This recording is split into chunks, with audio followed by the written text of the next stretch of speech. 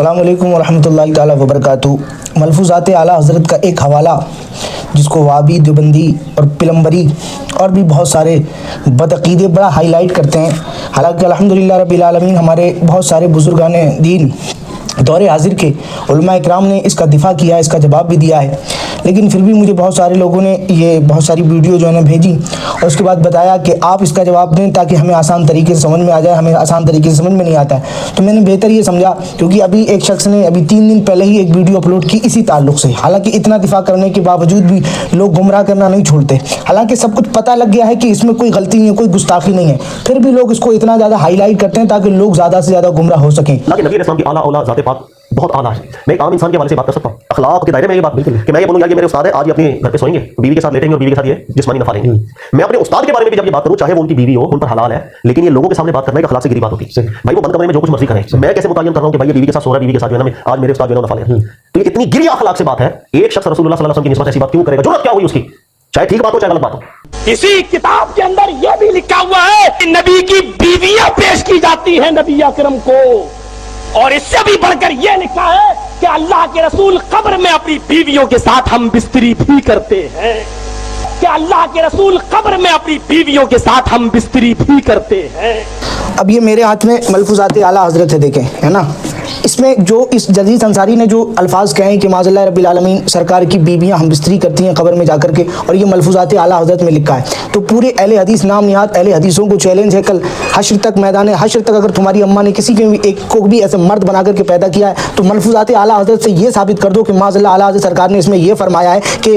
نبی کریم انبیاء کرام کی جو بیویاں ہیں نا وہ ان کے ساتھ ہم بستری کرتی ہیں، ٹھیک ہے۔ اس میں کیا الفاظ لکھے ہیں وہ ابھی میں آپ کو پڑھ کے سناتا ہوں، لیکن ایک یہ اس سے پہلے سوال ہے، چیلنج کے طور پر ہے، یہ ایک ہڈی ہے گلے کی اہل حدیثوں کے لیے کہ کوئی ماں کا بچہ کوئی اپنی مائی کا لال میدان میں اترے، کان میں نہ بولے، میدان میں آ کر کے بولے، اور یہ ایک الفاظ دکھا دے کہ سرکار اعلیٰ حضرت نے یہ فرمایا ہو کہ انبیاء کرام کی بیویاں جو قبروں میں ہیں نا وہ ہم بستری کرتی ہیں۔ اب اس میں کیا لکھا ہے وہ ذرا سنیں، وہ میں آپ کو پڑھ کے سناتا ہوں۔ یہ ملفوظات اعلیٰ حضرت جس کا حوالہ ہائی لائٹ اس ٹائم بہت زیادہ کیا جاتا ہے، تو اس کے صفحہ نمبر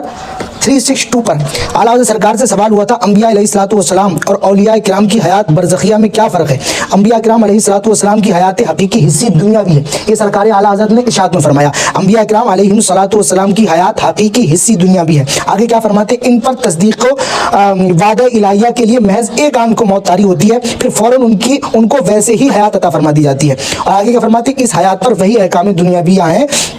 ان کا ترکہ بانٹا نہ جائے گا، ان کی ازواج کو نکاح حرام، نیز ازواج مطہرات پر عدت نہیں، وہ اپنی قبور میں کھاتے پیتے نماز پڑھتے ہیں، بلکہ اب جو جس کو ہائی لائٹ کیا جاتا ہے وہ اعلیٰ حضرت سرکار نے کہاں سے لکھا ہے، دیکھیں فرماتے ہیں بلکہ سیدی محمد بن عبد الباقی زرقانی رحمۃ اللہ تعالیٰ علیہ فرماتے ہیں کہ انبیاء علیہم السلام کی قبور مطہرہ میں